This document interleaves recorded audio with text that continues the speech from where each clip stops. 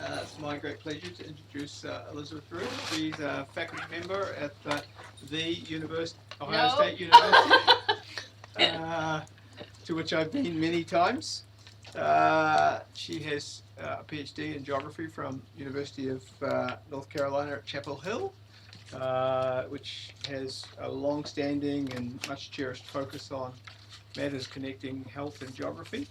And she now has a faculty appointment as an associate professor in the geography department in the College of Arts and Sciences at the Ohio State University, and in the Division of Epidemiology in the College of Health.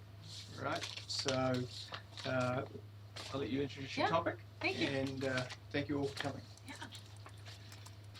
So it's been a lovely trip so far. I really enjoyed meeting so many of the graduate students and the faculty affiliated with the Institute, so it's been great. What I thought I'd share with you today is some of the research that I've been doing in Ohio that's trying to address some pretty severe maternal and child health problems that we have in the state, but doing it in the face of a massive opioid crisis in our state.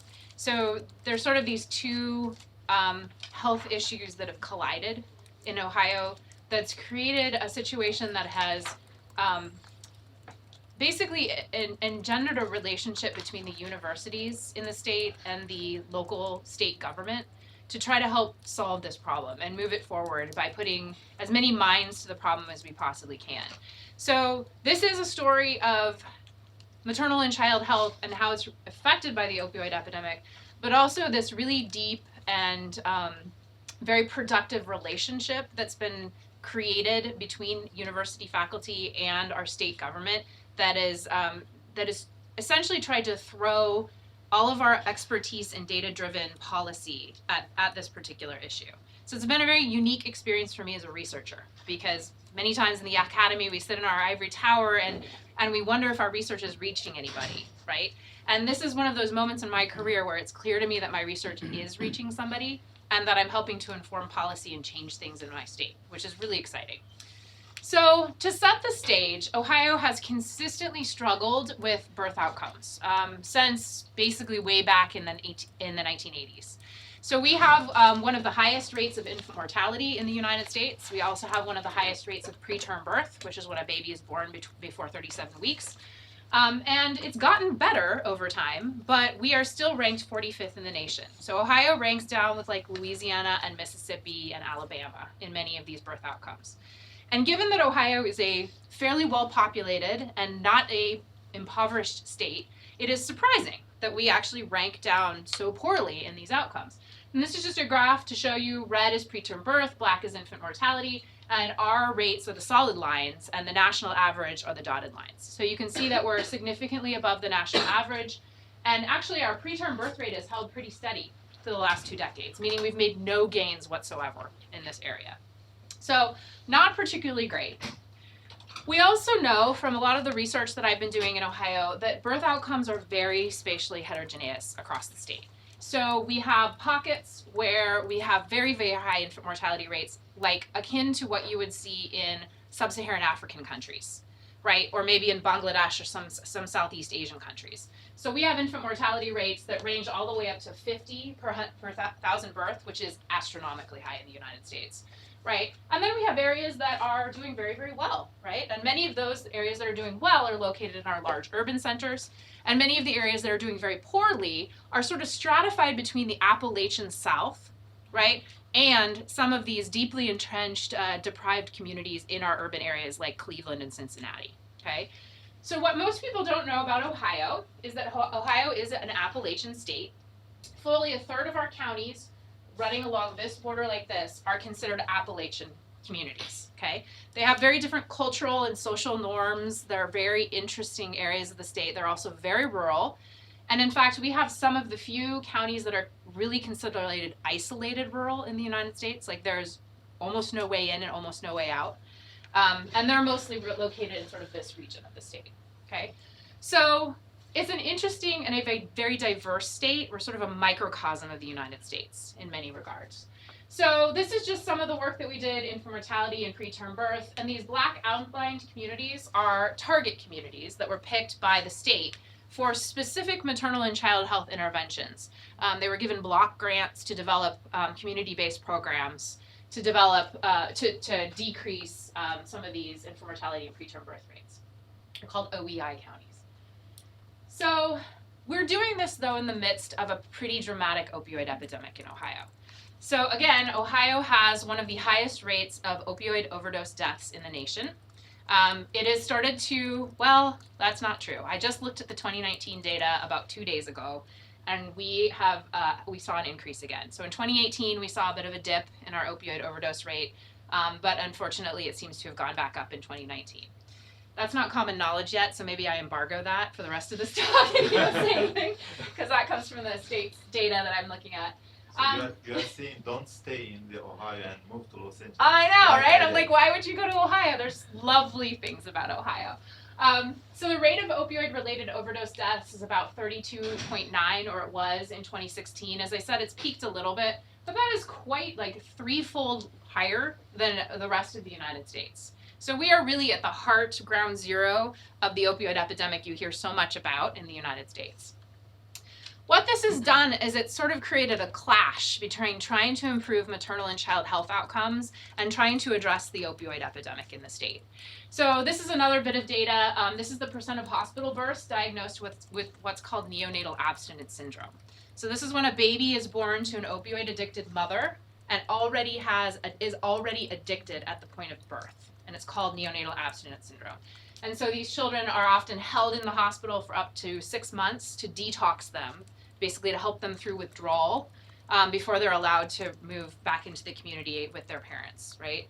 And then, of course, there's social welfare involved and all that. But you can see that the neonatal abstinence syndrome has increased. And again, this is 2017, and I just looked at the 2018 data, and it went back up again.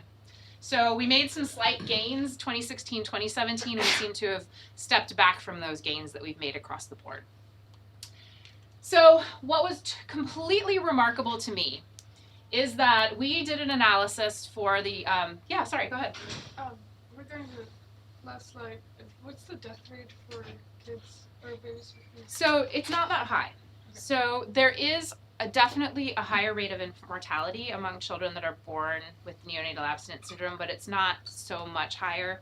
There is a very successful methods for detoxifying these children, and what we don't know is what the long-term ramifications for these kids are. What are the cognitive deficits that they might encounter later in life? What are the educational issues, the behavioral issues that they might have? So that's actually, for me, the larger question. I will show you infant mortality among opioid-addicted moms in just later in this, because that was a question I had as well. Yeah. One more question. Yeah.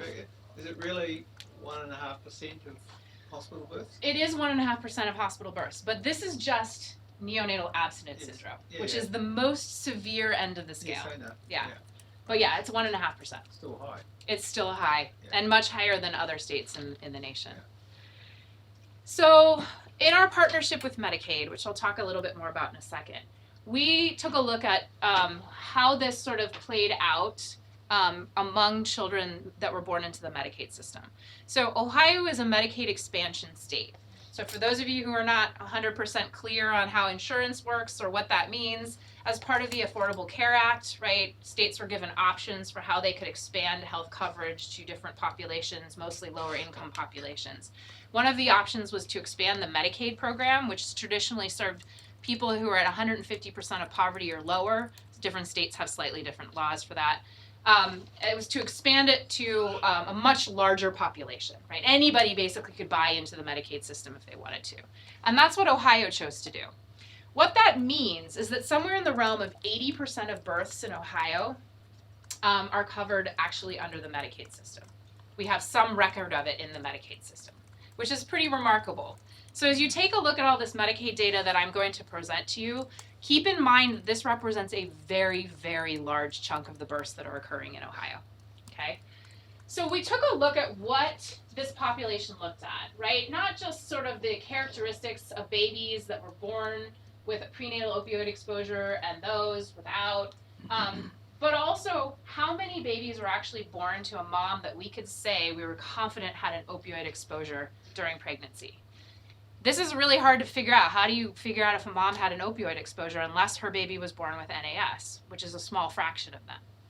Turns out in churning through the data, we discovered that almost 22% of moms on Medicaid who had a baby had some form of opioid addiction during their pregnancy. That is a quarter, right? A quarter of moms giving birth in Ohio, their baby has had some opioid exposure. That to me was completely jaw-dropping, right? So we decided that this was an intersection that we needed to do additional research on, because this is clearly a point where if we can have a public health impact with these moms during their pregnancy period, we could have a serious and potentially long-term longitudinal impact on children's lives as they grow up. So how did you determine that? Right. I will talk about that in a second. Okay. I'm just setting the stage Okay. now. Okay. We're going to get into the research in a Just kidding. So what do we know about this question, right? What do we know about maternal opioid addiction and how that relates to pregnancy, birth outcomes, and long-term outcomes? Turns out, surprisingly little, okay? There's been basically 2 cohort studies that have been run. One was done in Sweden, the other was done in Denmark, and essentially they took the whole cohort of live births over a period of time, and they found a 2-fold increase in preterm birth and birth defects in women that were treated with methadone. Methadone is an opioid derivative that is a maintenance medication that's used when people have an opioid misuse disorder.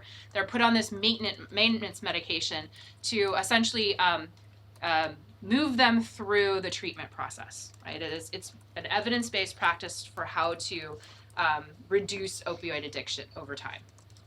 There was another Danish cohort study of about 1 million live births, and they found something similar. An increase in preterm birth and low birth weight among moms who had some form of opioid, methadone or buprenorphine or some other version of this. There's a lot of studies that look at the impact of different maintenance medications on pregnancy and birth outcomes. So what they're basically doing is taking a cohort of women and saying these women were on buprenorphine, which is another maintenance medication, and these women were on methadone. Which one had better birth outcomes, right? But there is essentially no studies that tell us women who were opioid addicted during pregnancy, whatever form that took, and those that were not, what is the difference? So my question as I started looking through the research is why? Like, why don't we know more about this? Opioids are a crisis in the United States. How can we not know the impact of them on birth outcomes? And it turns out that most of the research is trying to figure out how to, as a mode of intervention, how do we get pregnant women through their pregnancy and have a successful birth when they have an opioid addiction? An admirable goal, no doubt, right? This is very important to know. We do need to understand this. Turns out the other issue is that measuring, like the data science portion, measuring opioid use disorder, or OUD, among pregnant women is actually extraordinarily difficult. Because how do we know that a woman has an opioid addiction during her pregnancy? How can we figure that out? Most of the time, they have a couple of prenatal checkups. If they don't overtly say to their OBGYN, I am opioid addicted, we have no track of that. And then they go and they give birth. How do we track their medical history and that, to their birth outcome? Private insurers don't do this, right? Private insurers do not link their claims data, their medical history data on women, to their birth outcomes. The only way we can do that is if we have large administrative data sets that we can bring together to do this linking, okay? So we can do this in the state of Ohio with our Medicaid data, because we can get an agreement between the Ohio Department of Health and the Ohio Department of Medicaid, and we can say, can you share your data sets and let us create a linking strategy so that we can track these women through your claims all through their pregnancy and their pharmacy claims, so we can actually see if they're being prescribed things, and then see what their birth outcomes look like at the end of the day.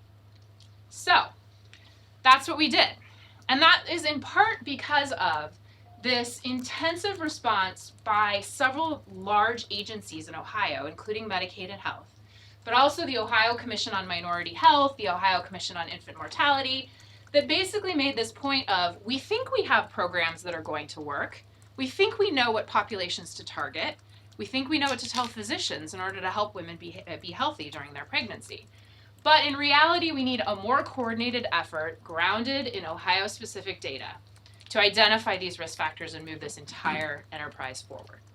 So, what did that translate into? We've identified the problem, we've identified gaps in our knowledge, we've identified the state knows this is a problem, and what happened out of that was something called the Ohio Opioid Analytics Project and the Infant Mortality Research Partnership.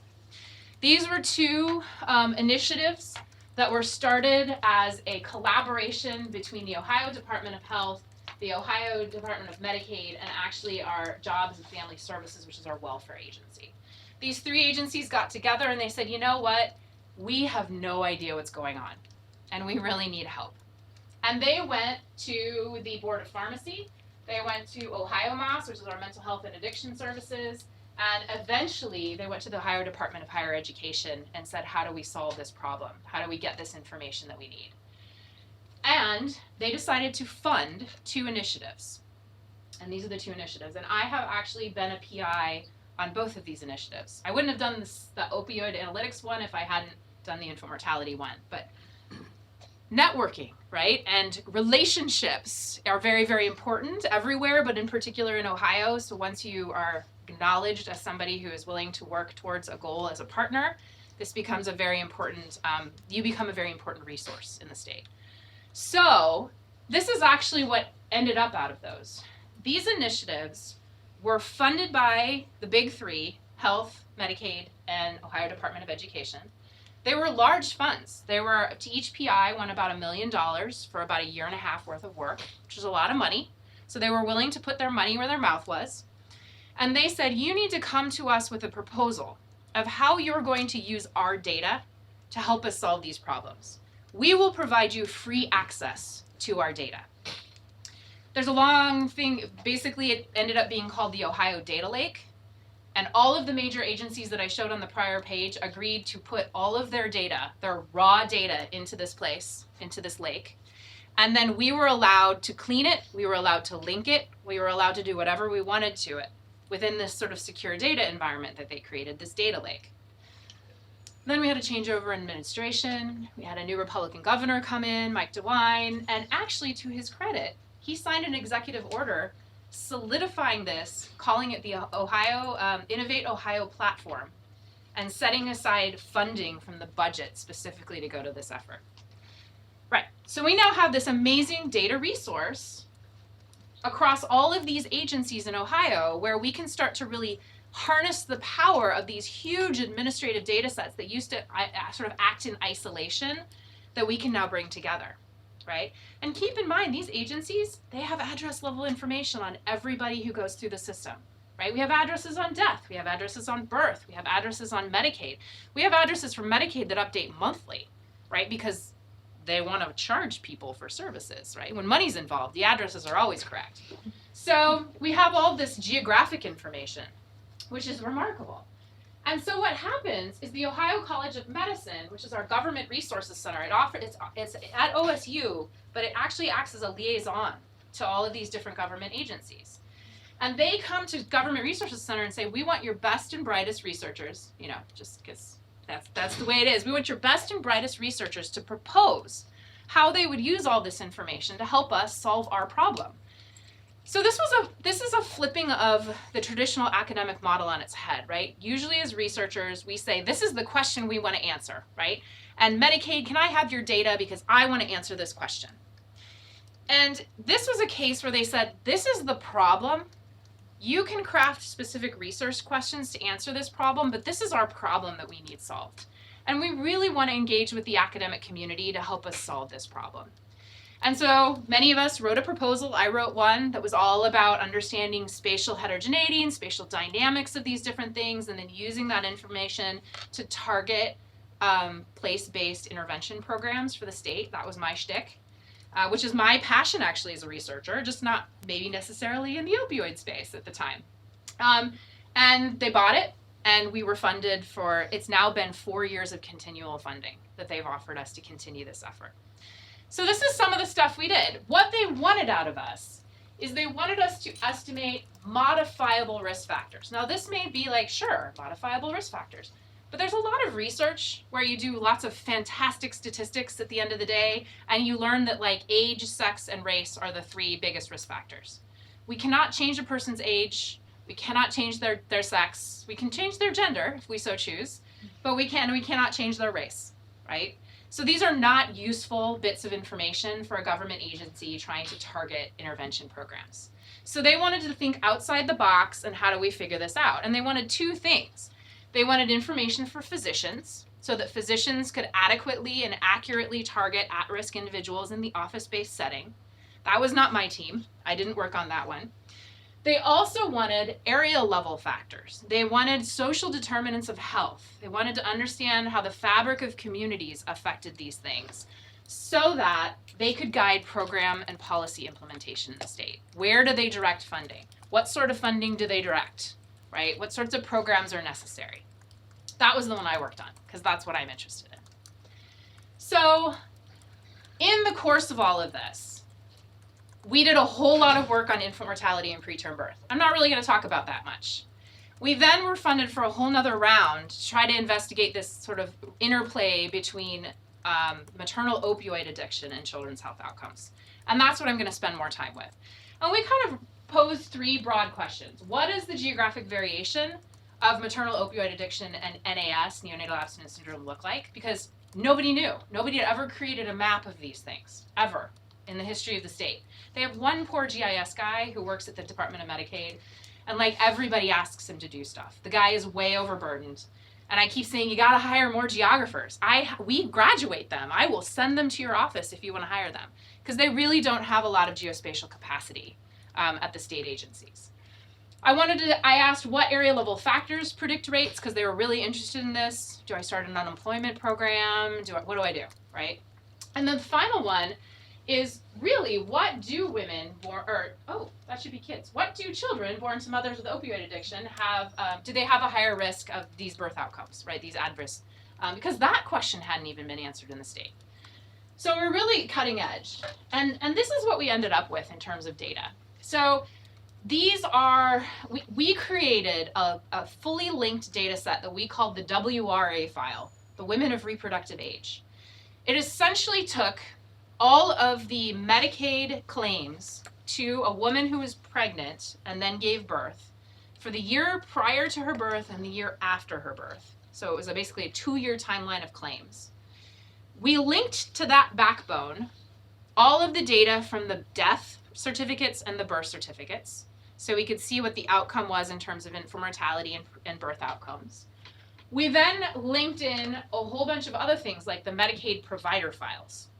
Right? So what sort of providers were there to offer these women's services during their pregnancy. We also linked in the pharmacy files, which isn't up here, to help us understand what prescription use looks like among women during their pregnancy and afterwards. And then of course, we wanted to contextualize this and understand all the area level factors. So we drew on tons, like massive GIS database of all of these different factors in an environment that could potentially impact birth outcomes. And opioid addiction, right?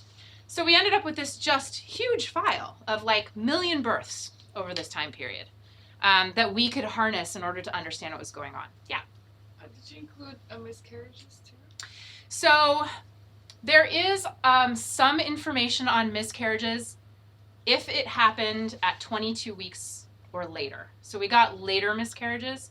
Most miscarriages don't go unreported, right? Women just have a miscarriage. And if it was in the Medicaid claim, we caught it. So if she went into the hospital and was treated for a miscarriage, which you'd be surprised, only happens maybe 60% of the time. So some of it, yes, but not all of it. And that is a hard one. Yeah. I was wondering, since this is based on medical claims, Yeah. what is, you mentioned this before, what was your definition of opioid addiction? Good question. Down there at the bottom. Okay. So maternal opioid use is the term that we used, okay? And we defined it using a couple of different things in the records. Because again, it's actually hard to get at, because a woman doesn't walk in and say, hi, I have an opioid addiction, typically. If there was an opioid addiction diagnosis, you can find that in the medical claims with an ICD code. And those are any kind of claims. If she came into the ER she went to see a physician, if she went to the urgent care with some form of an opioid event, that was tracked in the medical record. On the flip side, the other way that it's traditionally coded, both by the CDC and like HEDIS and AHRQ and a couple of other big medical or health-related agencies, is to track prescriptions that are greater than 80 milligrams per day, right? And so we had all of the medications that a woman had been prescribed during her entire pregnancy. And you could see if there were periods where she was consuming a high number of opioids. Now, you could say, well, maybe she's getting the prescription and selling them on the street, which does, of course, happen. But by and large, that's not what's going on, right? These are women who have a long-term opioid prescription habit. And because we did this through the pharmacy claims, we could pick up like doctor shoppers, right? So there is this habit of people going to a doctor and then, okay, that doctor's not going to prescribe for me anymore. I'm going to go find another doctor who will, and they shop around. And some of them go very far distances. We actually did a geographic analysis of doctor shopping in the United States, in Ohio, and people would go as far as 100 to 150 miles away from their primary pharmacy to find a doctor and a pharmacy that would prescribe to them.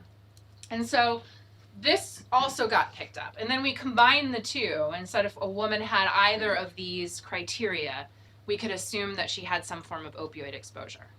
So at the very least, this is conservative, right? Because we know we're missing some people. But it's a pretty strong indicator, and the best that I can find in the literature right now for how to code an opioid, so a mom with an opioid exposure during pregnancy.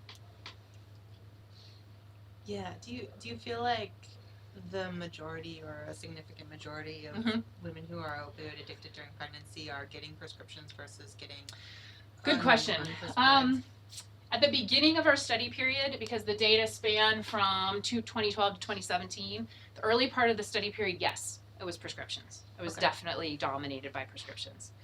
At the end of the study period, there's a lot more illicit drug use that comes in, and so you see these codes go up because it's very hard to hide, I guess you could say, in a really acute opioid that's carfentanil, heroin, fentanyl addiction. It's much harder to hide that than it is having a prescription drug issue, right?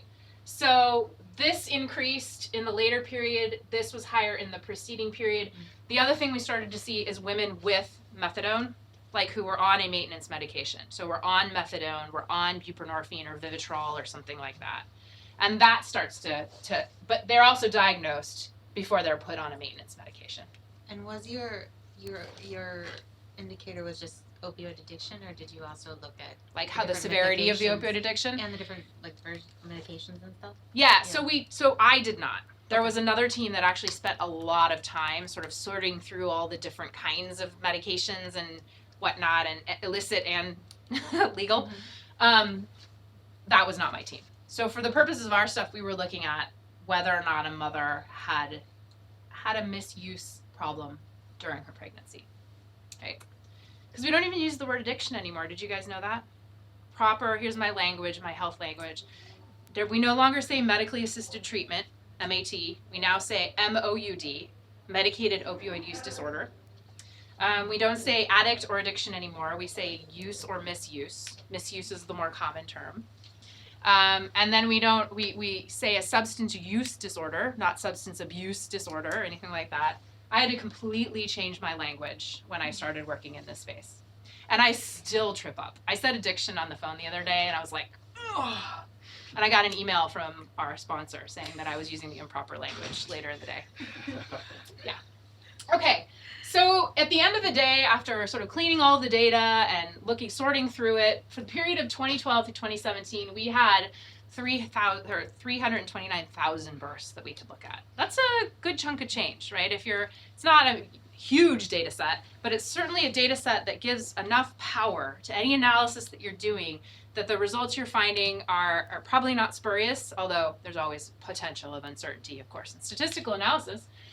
We looked at a couple of different outcomes. We looked at maternal opioid use and NAS. So these were things we were interested in looking at. But also infant mortality, preterm birth, and low birth weight, because we wanted to see the conjunction of these different things. And then we actually had 2 different exposures that the state was interested in. Maternal opioid use, of course, is important. But we'd also developed something called the Ohio Opportunity Index, which is a deprivation index similar to the one New Zealand has, and ZDEP, and the one that the Scotland has and the UK has. But ours is, I think, in some respects, a little bit better. I did not enter this project intending to build a deprivation index for Ohio. Like, it was not on my radar. And as we started going through the process of looking at the social determinants of health, I realized, of course, as every good statistician does, the more variables you add into the model, the more noisy your model gets and the less power you have to predict anything, right? Because you're just adding noise to your models. And the state data agency, my state folks, don't understand the nuances of statistics in that way. That's not their job. And so they wanted me to put in, like, all of these variables into a model. Like, all of them. Let's not even consider multicollinearity, right? That, like, half of these are highly correlated with one another, especially at the area level. But you just can't run a model with this much stuff in it and expect to find anything, right? So I proposed to them, look, why don't we do this thing? They've done it in New Zealand. They did it in Scotland. It's been really successful. There's a couple of national efforts to try to do it that are kind of not great because all they can use is census data, and there's more to deprivation than census data. And they said, oh, wow, that sounds like a great idea. Go for it. Go ahead. Do it. So we created this. You can see we've got the sort of some traditional domains. It was adapted from both the work that was done in New Zealand and in Scotland, because the US is a little bit different, right? So we have a couple of domains that are specific to us, right, in the United States. In particular, transportation is very problematic, especially in Ohio. And so you can read through this and see what we put in. But I think that the strength of this is that, yes, we used some census data. I think the poverty rate is up there, right? Median rent, median home values. But we also harnessed data that our state agencies had, right? Because we had access to all these state agency data. So we created an entire health domain that was geared off of the Medicaid data and the vital records data, because we had access to it at the census tract level. We could actually have that data. Most people don't have that. We also got all of the crime data from our crime registry in the state at the census tract, at the address level. So we had all this crime data that we could include. So we really had access to more data from different agencies than you would get out of the census, right? And so we could build, in my opinion, which was a more comprehensive way of looking at deprivation in Ohio. So this was very exciting. This is actually what it looks like in the end if you make a map of it. So this is a bit about the methodology. There's great papers to read if you wanted to construct something similar. But this is essentially the map that we ended up with. And the state agency was like, that's what it looks like in our state. And we were like, yeah. And they're like, but we've never seen it mapped out. But this totally adequately covers what we think is going on in the state. We were like, yes, right? So what's very interesting is this has now been used for all sorts of things. And in fact, perhaps my most exciting policy moment was when the medical director of Medicaid said, we'd like to consider how we can use the Ohio Opportunity Index to capitate payments to physicians. So they're very concerned that physicians that work in highly deprived areas, right, with very low resource communities, they don't get paid enough for what they're doing, right? It's hard working in these communities. They have a high risk population. So can they use this, which a bunch of geographers created, to basically pay physicians in some of these highly deprived areas more? And this is very exciting, right? Like for me, I was like, this is right. This is using the social determinants of health to determine payment structure, which is cool. They're working on it right now. We're doing a couple of validation studies for them to see if indeed physicians have a higher sort of comorbidity caseload in some of these deprived areas before they implement it. But I think it might actually come to fruition in like a year or so. So that was very exciting. So this is the other thing that we really wanted to drill down into because they were interested in these social determinants of health. So we created this as a side project to the larger project. Yeah. What's the aggregation, the smallest aggregation unit on the map there? Right. So there's a lot of debate in the literature with these deprivation indices about how small you should go, right? So this is done at the census tract level. And that is a bias on my part as a geographer. I do not believe the American Community Survey's data at the census block group level is worth anything. I think the rates are so unstable. I think there's not enough of a sample in many rural areas to actually make it worthwhile data. I have a little more faith in the census tract estimates, and so that's the lowest I'm willing to go in my research. We're all going to have to deal with it as we move forward. That this is a fundamental problem with the American Community Survey. So that's why I chose that. I don't know how you feel about that, but I think the answer varies by variable. Yeah. Some variables are fine at the census block level. Yeah. And it depends on geography. Yeah, the heterogeneity. Yeah. Yeah. But there are some areas where the standard error is 5 times larger than the estimate in Ohio for some of these variables for the census blocks and census block groups. I think it's true everywhere. I think it's true everywhere, but I've only done an intensive look at Ohio in terms of standard errors and whatnot. So that's my answer as to why. And actually, they weren't interested really in block groups. They were like, that's kind of low. Like that's not a community. Community is a little bigger than that, in sort of the way my policymakers were thinking about it. So they were thrilled with census tracts. Is there any domain that you think it's important and modifiable, however data is not available? Ooh, good question.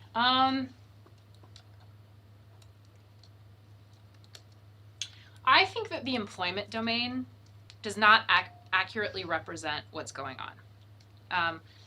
I believe, as sort of from a demographic perspective, that the estimate of unemployment rates has absolutely nothing to do with what's going on economically in many of our communities. We have ridiculously low unemployment rates throughout Ohio, even in our rural areas, and that's because people are holding 3 and 4 jobs in order to get enough money to live. Now, that means that unemployment rate doesn't mean anything about economic hardship.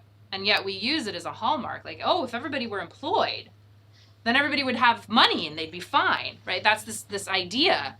And I think that's a bunch of BS right now in the United States, especially in the rural communities. So I don't think this is capturing what we want it to capture, right? Which is sort of economic opportunity in form of work. But I don't know what it would be. Like, I don't know what I would put in there. If you knew a living wage. Right. How many people were at a living wage? Yeah, and that would vary too by location. And I probably could get that from the state revenue office, because they know what everybody's wage is, and I could determine what a living wage was. But I'd have to do it geographically, because a living wage in Columbus is very different than a living wage in Scioto County, right? Which is.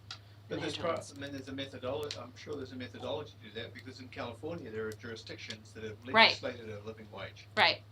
Yeah, Washington State, I think, is going to a $15 minimum wage as of next month. That's very exciting for me. I was like, go home state, because we'll never do that in Ohio.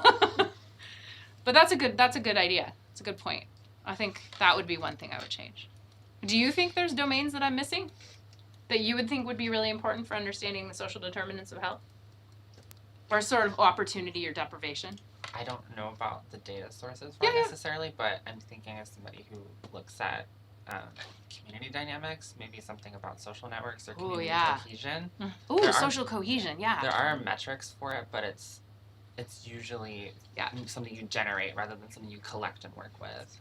So I totally agree. That's a really good one. And it's not here because there is no data for it. But yeah, this idea that social fabric, community structure, collective efficacy, right? All of these wonderful things about communities that support people, even in times of hardship, is not in here. And it should be. How about adverse childhood experiences? Oh yeah, like trauma, right? Yeah, and actually we could get at some of, and in fact, this is not part of this project, but Medicaid loved this so much, they wanted us to do a child opportunity index that specifically focused on child well-being. And so we modified most of these, and one of the big things we added in was childhood trauma. Yeah. Another question, in terms of the access domain. Yeah. I Oh. I feel like This one's totally off. We actually had a conversation about how it's not measuring access for some reason. and I feel like for example, healthy food may go under, I don't know, health category, and like the distance to school may go to the education. But I don't know, I always confused about the accessibility Yes. domain in these kind of Yeah, and research. it's a tough question, right? Because access equals use, but not always, right? So there's this really interesting framework in public health that Panshansky and Thomas developed, and it's basically this pyramid of access. And it essentially says raw geographic access is in the bottom, right? And most people have raw geographic access to things. But as you go up that hierarchy, at the top is basically acceptability of care, right? And so there's this grade between like raw, it's there and it has the right hours for me and I can get into it. It's there and I find it acceptable and I think I'm getting good care. So there's this whole thing about access that I know the theory of and I can't figure out how to measure it. That actually sounds like triple AQ, which Yeah. is like part of the health and human rights approach. Mhm. So like that's something my advisor works on is like indicators around availability, acceptability, And accessibility. and quality. Yeah. So Yeah. that might be a place to look. It's Yeah, just- and so that framework is based off this really, really old one from the 70s that I originally found was a grad student. I was like, oh my God, this is so cool because it is that acceptability, accessibility. And I was like, oh my God, this is totally right. And we did a bad job of it in this access domain, which is why there's such a small factor loading on it, right? Like it's not very important in this metric. And I think it's because it's not measuring what we want it to measure. And we're trying to modify it. Yeah. What about access to or distance to the nearest freeways like the 33? Yeah. That's a good idea. Yeah. Yeah, we've been thinking about things like there are metrics in Medicaid about how many physicians, there's lots of stuff we're working. So this is one domain we're working on right now. What about like rest stops and places where Mm-hmm. people go to get illegal drugs? Oh, yeah. Mm-hmm. We don't have great data on that. Like we think we have a lot of anecdotal data from our police departments and whatnot, but nobody has systematically collected this information across the state. You could do some field work. We could do some field work. Well, and what I found, so I'm now working on a major opioid project in our state in 19 different communities. And one of the things we've been constantly surprised about is the lack of information on infrastructure and sort of what things are going down, right? There's lots of great data on other things, but to actually measure the social fabric of communities and structures in the communities and networks in the communities, it doesn't exist. So we're collecting all of it from scratch right now, which is, as you can imagine, a big undertaking. I'll talk to you. Okay, yeah, great, yeah. Can you repeat the name of that pyramid of access to health? Well, so Panshansky and Thomas initially did it. What's the one you? Oh, it's coming from and it's a WHO and UN thing on like health and human rights. Yeah.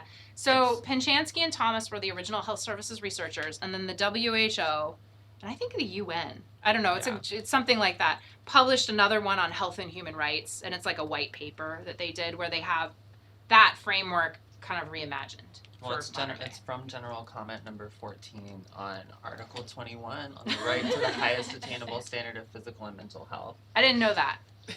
It's where they do the 3 A's and the See, Q. you are going to be an expert on that by the time you're done with your dissertating. Here's hoping. Yes. I don't know if that was mentioned with access, but do you have access to the percentage of doctors who accept Medicaid? Yes, so that's one of the ones we actually did. We have now constructed for the Children's Opportunity, and I think it'll get into this version too, or version 2.0 of this. But that is one of the ones that we got Medicaid to agree to let us create the data for. So that's a good one. Okay, I'm gonna go on.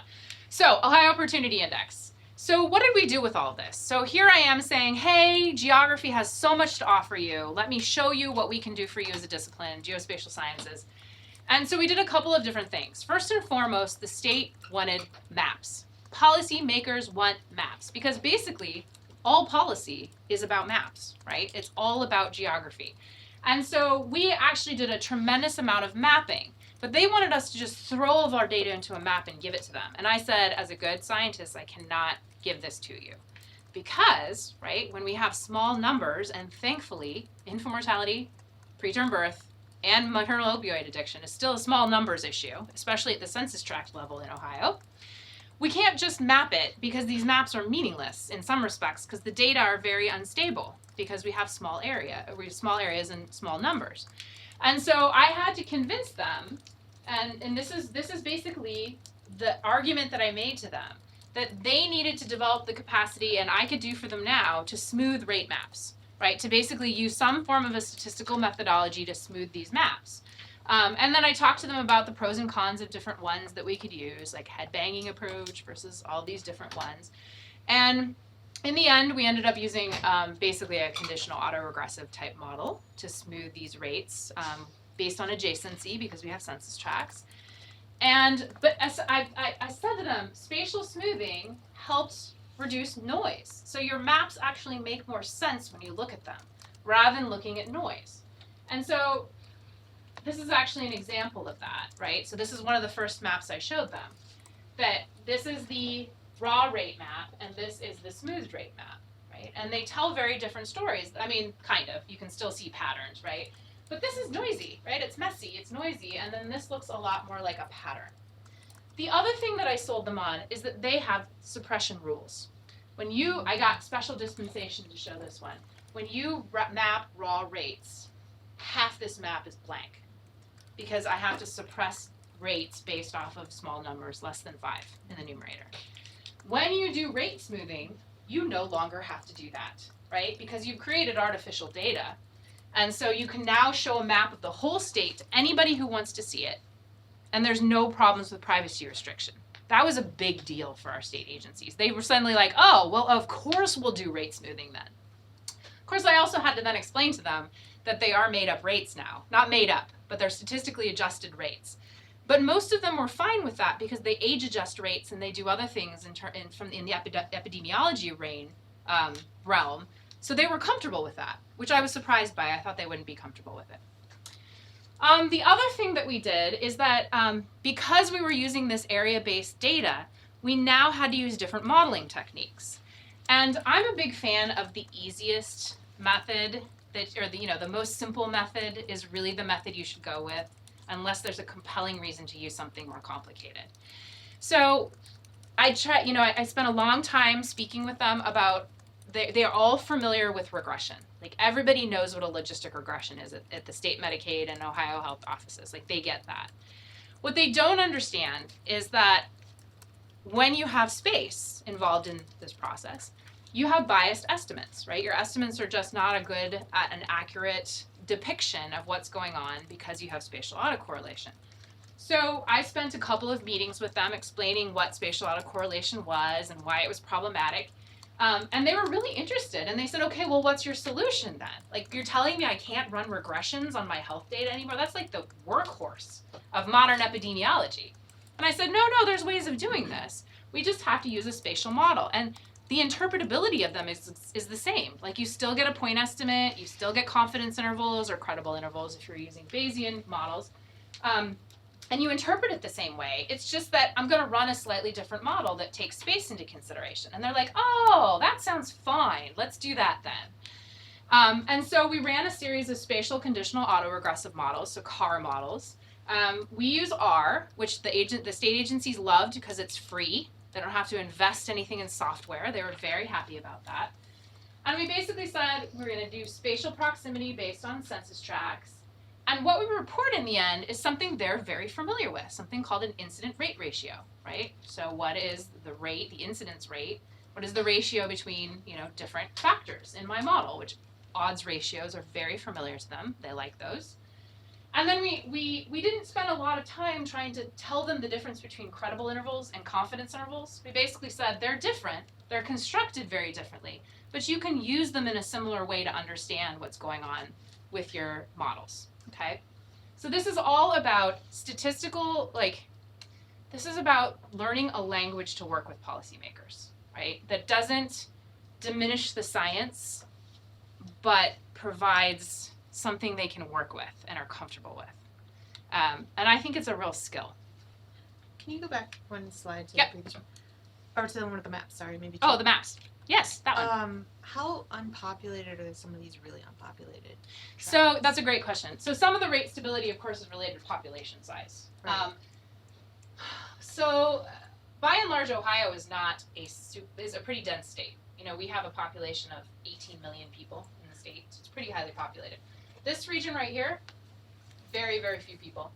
This region right here, very few people. And this region right here, very few people. But this whole area right here is fairly densely populated. You have Cincinnati, Dayton, Springfield, Columbus, suburbs all bleeding to each other this way. And then down this way you have Chillicothe and down to Portsmouth. So there's sort of lines of population that run like this in the state. So you don't expect like that big blob, for example, to be affected by Well, small you to can see small it's a little numbers? peaky, right? Yeah. But this is the center of the opioid epidemic in Ohio, right here, and then over here in Jeff County. Those, and we knew that. So in some ways, these are confirmatory maps. Yeah. They confirmed what state policymakers thought was going on, which is always nice when you don't show them something crazy. We did some other stuff. We did lots of stuff for the state. This is 4 years of work, right? So we did statistical cluster analysis. This is looking at spatiotemporal clusters. They wanted to know, is the problem getting worse? Is it getting better over time? Are we seeing new areas that we need to focus on? I said, hey, space-time cluster analysis. This seems like a good method to answer your questions. So here is maternal opioid use, which is these maps, right? So the maps basically confirm, the cluster analysis confirms what we're seeing in the maps, these big dark areas here and here. This is Marion County, which was actually very interesting to the state, right? You're seeing these confirmed with a statistical cluster analysis. This is using SAT-SCAN, which is again freely available, which the state loves, right? It's a method that everybody can use.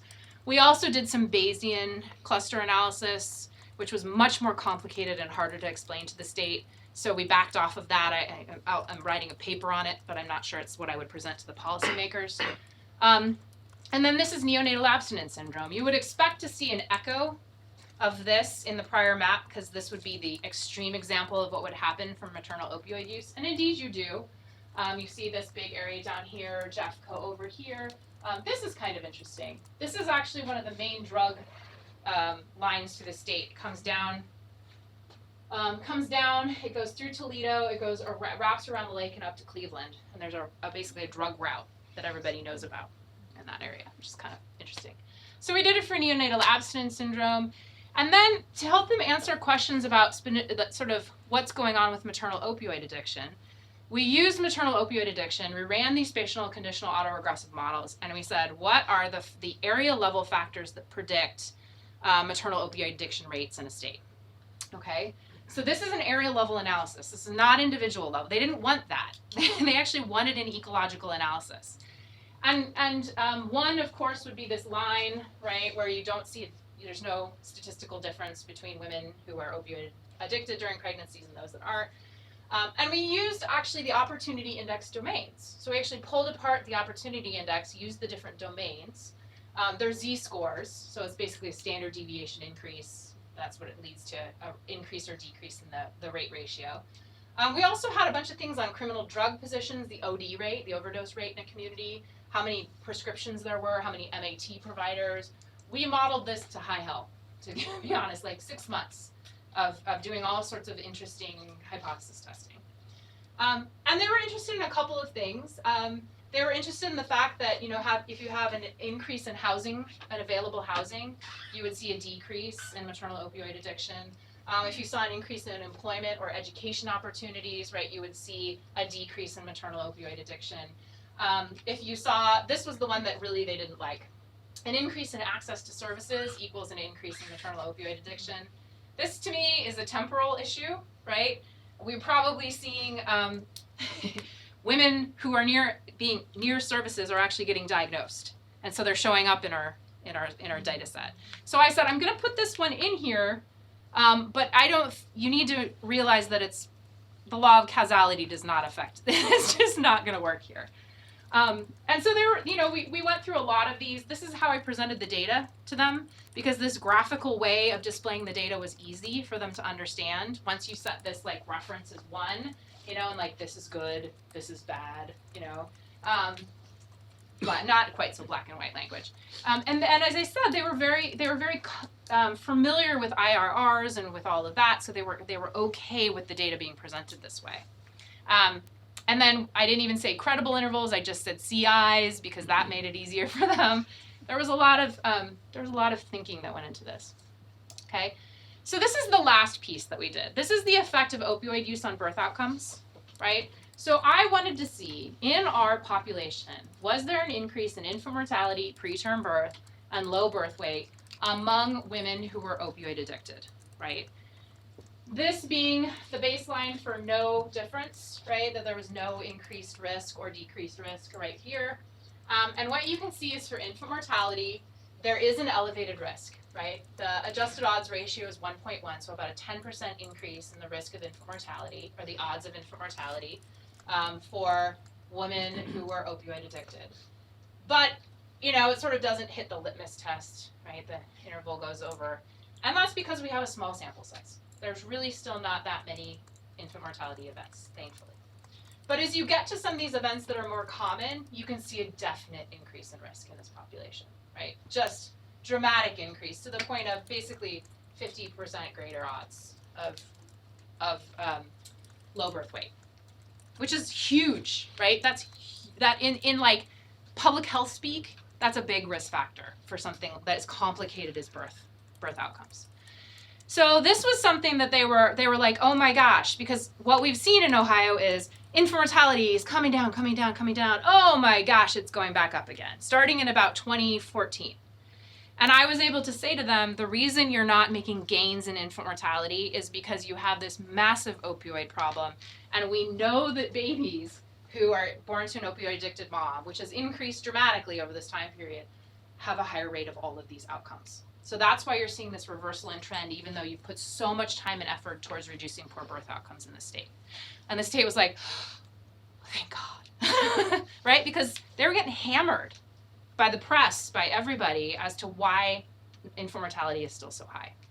And it's hard to move the needle if you can't fix this first. So these are sort of my conclusions from the research, right? Yeah, I mean, this is sort of what we presented. I think one of the things is this is really the first study to examine maternal opioid use in any way, and to try to tie it to community level factors. But even just looking at maternal opioid use really hadn't been done before. So I think we had some really interesting conclusions. The state was very interested, but one of the biggest things that came out of this was that the policy makers wanted to play with the maps that we created. Didn't care about they did. They cared about the statistical analysis, but at the end of the day, they wanted to play with the maps, right? And so we actually created a web mapping application for them. That was like a whole year add-on because they wanted to be able to dynamically use it. And we tried to do this in a user-centered design way. So I actually got people from CURA, which is our Center for Urban and Regional Science, that does a lot of the GIS work, and I had them help me with user design and the interface, and we did focus groups and this, that, and the other. And we actually came up with an application that looks like this. It's embargoed at the moment, so I can't go online and show it to you. And we actually just I heard today at 2:30, we got a whole nother year of funding to work on this further. Yay! But essentially what it was is most of it's JavaScripted, right? It's based on, Esri, but it was a custom designed application where we could show Ohio, right? And we have lots of different kinds of data up here. So this is showing the unemployment rate at the moment, but there was lots of sociodemographic data. There was also infant mortality was in here, maternal opioid use, so the outcomes that we were looking at. So all of these things that we generated as part of this project, we stuck into this web mapping application. We also stuck, you can see here, like our clusters. When we did our statistical cluster analysis, we stuck those in, and we stuck them in for differing time periods. So you could see the ones that occurred at one time period versus another time period. This is actually a slidey bar, and if you go this way, then you see a map using the 2006 to 2012 data. You slide it this way, you get the later time period. You can zoom in and look at things change over time, right? That's very important to policymakers. Are we doing better? Are we doing worse over time? And then they also wanted the ability to do some graphing, right? To compare things with scatter plots. You can actually click on these, and down below there's something called a wave plot, which will show you multiple variables at once and how they are in that one area. So there was a lot of stuff that went into this, okay? It's pretty cool. I was kind of proud. I was like, this is neat. But then what we did is we did extensive usability testing. We went to ODH, we went to ODM, we held audiences with all of the different constituents who are really excited about this to work with it.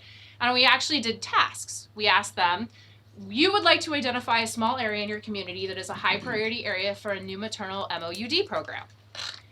You want to find an area with lower socioeconomic conditions and higher rates of adverse birth outcomes.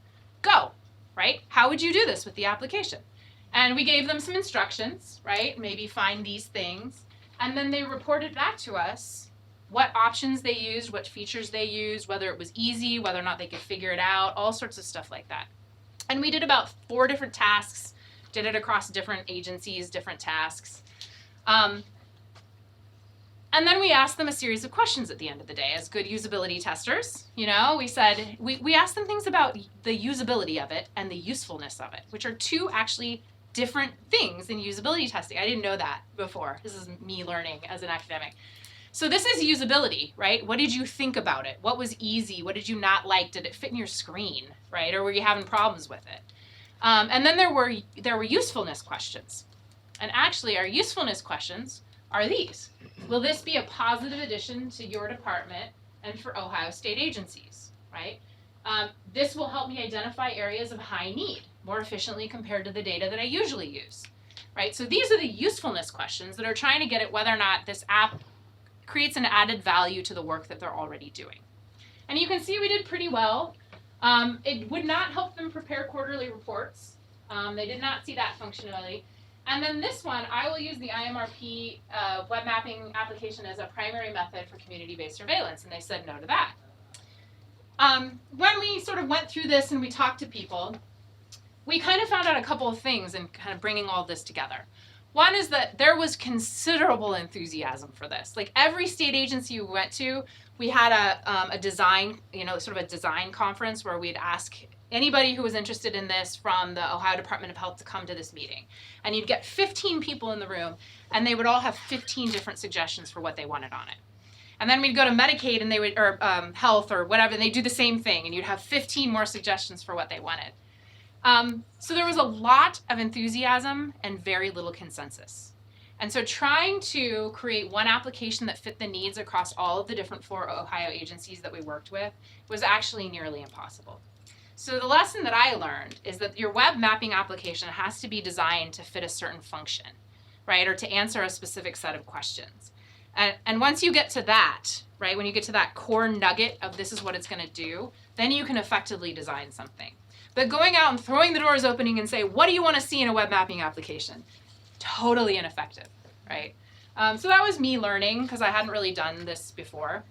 The other thing that we noticed, which actually goes to sort of the weakness here, I think, and here, is that we didn't create reporting capabilities out of it, so they couldn't export maps. That was a mistake. We need to fix that in the next iteration. The other thing is that we didn't provide a blueprint for how they would integrate this into their common day workflow, right? So you can give horse water, but you cannot make them drink, right? We can give this mapping application to our government agencies. You cannot make them use it or integrate it into their workflow. So actually our next steps are, because we just, as I said, I just heard we got another year of funding to do this. We're going to refine the tool and add in some of these things that was clear they were missing. But we're actually creating an entire implementation plan for the tool that is specific to different agencies. So we've asked agencies to identify different departments that they think will use this. And then we're going to go and actually figure out and create a plan for how to integrate it into workflow, and then have them implement it, and then do an after cert survey to basically see if we enacted change with the tool by implementing it into their workflow. So that's key. This is another thing I learned, is that they don't know how to implement it. They don't know what to, they don't just, oh yeah, I have a new tool, I can implement it now. We need to coach them in that as well to facilitate that process. So that's all I've got. This is my team, my research team, lots of wonderful people that I work with, both geographers and not. This is my sociology friend. I have a sociologist on my team. Sociology, public health, biostatistics, and a geographer like myself. So it's really multidisciplinary research trying to work with these agencies. So thank you. So I have lots of questions in between, but are there more questions? I think we have still more time, right? Yep. Yeah. I have a question about the sustainability plan for the tool that's going to be integrated Yes. into the agencies. Mhm. Obviously the data have to be updated, and there's Yes. so oftentimes I find that after the real test of it is, are they going to start budgeting To maintain to maintain Yeah. this tool? So there's two things that make me hopeful in this regard. I can't say yes, of course, because I don't have any control over the budget. There's two things. This Government Resources Center, which is sort of serves as this nexus and resource, has decided to hire 2 new researchers who are geographers. One of them is actually a health geographer trained, and I was like, yeah, I interviewed him. I was like, you got to hire that guy. And so they're going to have the staff there all the time to support continued development of these things, and they get a little bit of money from the state every year to do stuff like that. The other thing that I feel is very is that over the last year, after Governor DeWine signed this legislation to create the Ohio Innovate Ohio platform, this big data lake that codified it and basically mandated that all state agencies put their data up there and actually assigned a budget line to it. This Innovate Ohio office now has a staff. They want to hire a GI scientist into that staff, right? So they actually want to have somebody that can be there as the point person to maintain and update anything that comes to the Innovate Ohio platform that's geographically related. And I was like, yes. So I think the answer is yes, but time will tell, right? Other questions? I have a really sorry specific. Yeah. Was your opioid use misuse variable binary? It was. Seems like there would be a continuum in the middle that's like. Yeah, it's yes. So yes, Yeah. there is a continuum, right? There are people who are, and there's even differences in drugs, right? So being addicted to fentanyl, right, or that's where you're getting your main, sort of your main substance that you're misusing is fentanyl, is very different from an opioid prescription.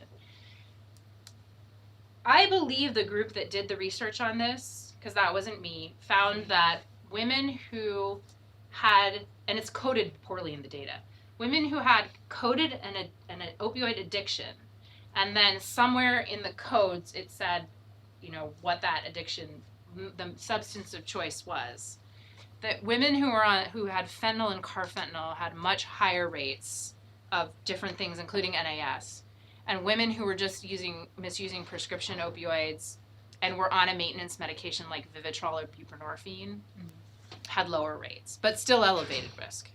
So there is definitely a dose response type thing going on. It's really hard to get in claims data. It's really hard to figure out. I think this might be 2 separate questions, but Sure. it's sort of related to maybe thinking a bit about access. Mhm. So since you have the claims data, and that's Yep. sort of where you're getting this 2-year timeline pre and post Mhm. the live birth, I'm wondering if you looked at all into whether or not there were people who were pregnant who tried to terminate pregnancy. Mm-hmm. I'm wondering if you looked at all into the socio-legal landscape about availability of abortion. And then I'm also wondering, I guess maybe that's most of the question was sort of the socio-legal part too. So we just managed to get the abortion data in the last year. So we actually it was not originally part of the data set. And we requested it because we said, look, we need to know we don't even care about the end result, the abortion. We care about the pregnancy, right? That's what we care about. Because we were looking at pregnancy as well as sort of birth outcomes. So we did manage to finally get that. And we have not done anything with it yet.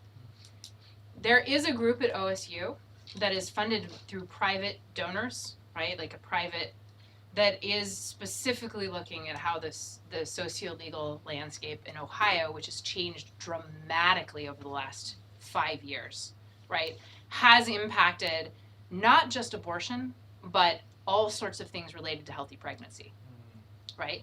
So, teen pregnancy rates, of course, or teen birth rates, but also how, whether or not women are giving birth to babies that are as healthy as they were prior to having choice, right, in how their pregnancy progressed.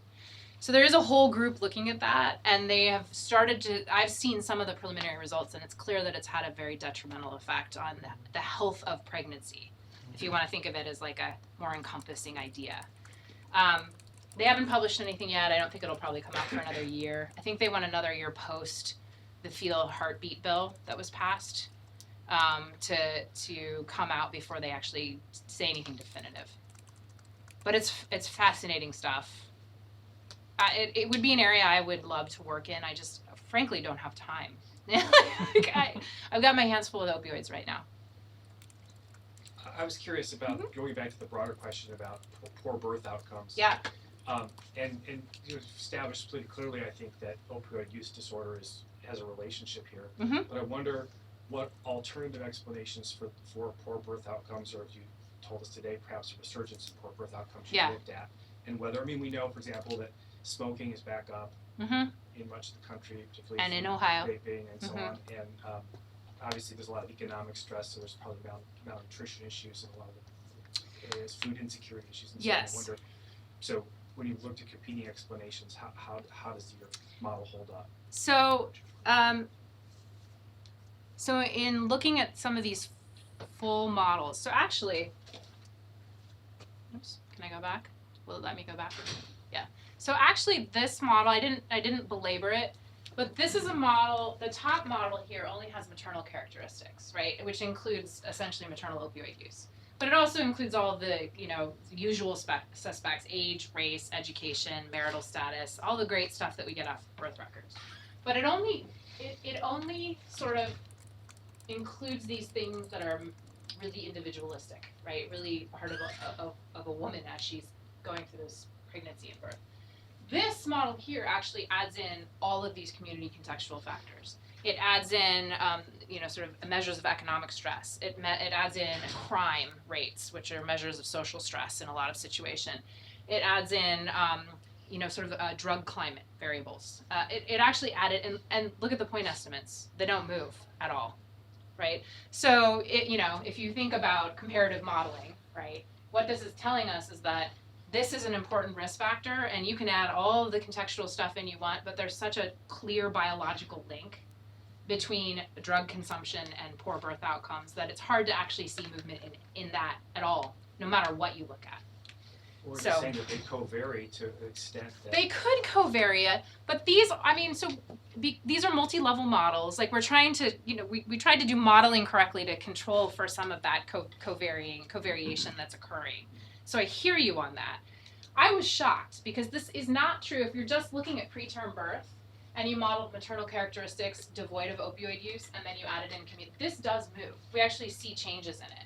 We see actually a attenuation of the effect. We see a diminishing of the effect. But when you're just looking at like this pure, because it's this difference between biological and social determinants of health. And in this one case, drug use or drug misuse during pregnancy is such a biological driver, of a poor birth outcome. It's hard to see any signal of anything else in the models that you add in, which I think it's interesting. Right. So it's basically, it's a strong signal and it's washing out everything else. But if I took that one out, yes, community characteristics are very, very important for all sorts of birth outcomes. Pollution is important for low birth weight. Right? We know that. Like we used traffic-related air pollution. We put measures of those in, and it has like a 10% increase in low birth weight in highly polluted areas. Right? I was like, I live in the middle of the city. I'm not getting pregnant though, so it's not a problem. Really nice. One of the outcomes I was interested in, I was wondering if you and perhaps Medicaid might be interested in, is maybe a preceding one, which is either very late prenatal care or no prenatal care during pregnancy. Yeah, so remember how I said that there were two teams that looked at stuff? Some folks focused on individual level stuff and some... So the team that worked on individual level stuff, that was one of the big things they looked at because it's a modifiable risk factor, right? And so their models are amazing. They have a predictive accuracy of 90% for some of these birth outcomes, which is amazing in these models. And actually prenatal care it's a very hard variable, which I didn't realize until now. Because what you see is a U-shape effect. You have women who are really high-risk pregnancies that are getting proper prenatal care, but there's a lot of it. And then you have these women who are low-risk pregnancies, but they're very good about going in because, you know, they're higher income or what. So there's this weird U-shaped effect, and it's really hard to model. So then we looked at late or no prenatal care, and that is a strong predictor, right? But just trying to understand frequency of prenatal care, you'd think that would be easy, right? More frequent prenatal care, good. Well, no, more frequent prenatal care can also mean bad, right? You can have bad outcomes because you were at high risk anyway. But we did look at it, and it was a very important factor. So clearly getting women in the first trimester is a goal of the state. The other big one is progesterone. Does everybody know, like, you give women progesterone if they'd had a prior preterm birth, and it typically means they have higher success of a full-term birth for their second pregnancy if they're given progesterone. That one is one of these really important ones that drowns out everything else. You put progesterone in, and clearly things get better. And then you can't see the effect of anything else like prenatal care. So a lot of their modeling was trying to do iterative modeling to see what was happening as these different things were looked at in conjunction with one another, which is why it took them like 2 years. Okay, so I think what we do is think of speaker one more time. And then we have a little reception next door. We've got sort of two goals. One is a chance for all of you to talk one-on-one or in small groups with our guest. And two, there's a few faces here that I'm not so familiar with, and we're trying to build a community around the intersection of population, health, and place. Some time ago, I woke up with this idea. This would be a great thing to organise a PhD program around, and when I was dreaming about that, frankly, I had people like Elisabeth on my mind as the role model here, and so what I dream about now is that when all of the population health and place PhD students are here when they graduate, if they're this accomplished, then my colleagues spread across the university and I will have done a good job. So thank you. Thank you. And we should go next door.